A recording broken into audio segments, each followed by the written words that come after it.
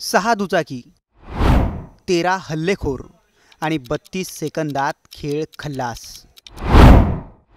पुण्यातल्या गजबजलेल्या चौकात एका माजी नगरसेवकाचा खून झालाय। कुणी कोयत्याने तर कुणी बंदुकीने सपासप वार करत केवळ 32 सेकंदात वनराज आंदेकरला संपवलंय। हल्लेखोरांचा हा व्हिडिओ जितका थरारक आहे त्याहीपेक्षा जास्त या हल्ल्यामागची स्टोरी शॉकिंग आहे।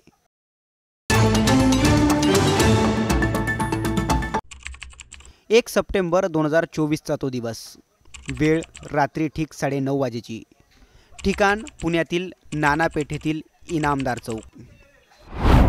सीसीटीव्हीत निळ्या रंगाचा टी शर्ट घातलेली ही व्यक्ती वनराज आंदेकर आहे। वनराज आंदेकर हे राष्ट्रवादी काँग्रेसचे माजी नगरसेवक। 2017च्या पुणे महानगरपालिका निवडणुकीत ते निवडून आले होते। राष्ट्रवादी काँग्रेसमध्ये 2 गट पडल्यानंतर त्यांनी अजित पवारांना पाठिंबा दिला।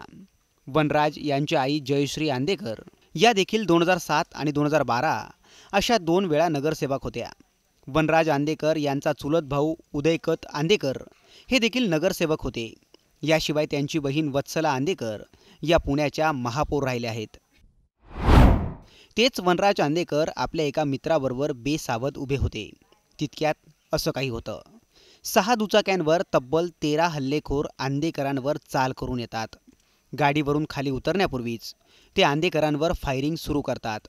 गोळ्यांचा आवाज आणि धारधार कोयते पाहताच आंदेकर जीव वाचवत पळत सुटतात। आंदेकरांच्या दिशेने ते गुंडही धावतात आणि अगदी काही सेकंदातच ते वनराज आंदेकरांची हत्या करतात। हत्या करून माघारी आलेल्या गुंडांपैकी एक गुंड लोकांना पांगवायला हवेत गोळीबार करतो आणि इतर सगळ्यांसहित तातडीने घटनास्थळावरून पळ काढतो।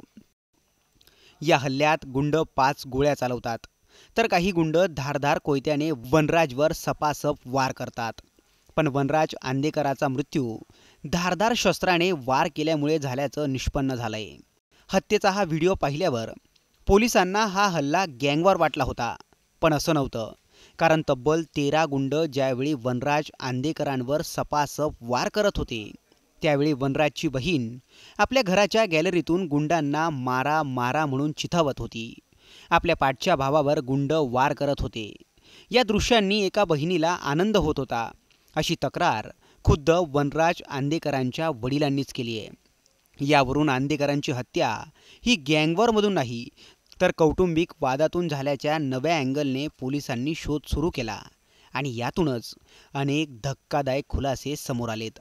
पोलिसांनी दिलेल्या माहितीनुसार या हत्याकांडात गणेश कोमकर याचं नाव समोर आलंय।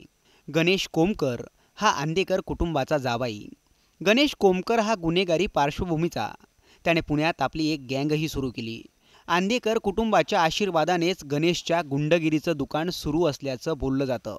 याच गणेश कोमकरला आंदेकर कुटुंबाने नाना पेठेत एक दुकान चालवायला दिलं, पण त्या दुकानावर महानगरपालिकेने कारवाई केली। ही कारवाई वनराज बांदेकरने केल्याच्या रागातून बांदेकर आणि कोमकर कुटुंबात वादाची ठिणगी पडली।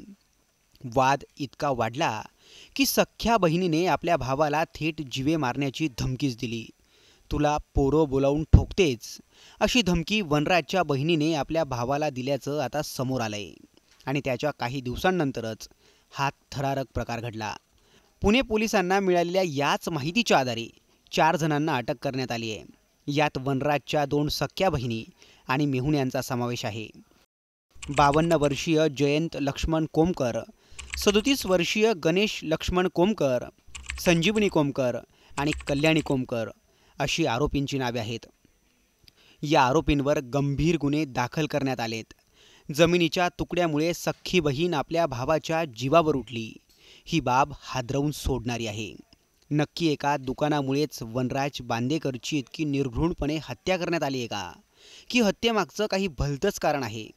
पोलीस याची कसून चौकशी करतायत। पुण्यात गेल्या काही दिवसात वाढलेल्या गुन्ह्यांच्या घटना, गावगुंडांची वाढलेली हिंमत ही देखील चिंतेचीच बाब आहे।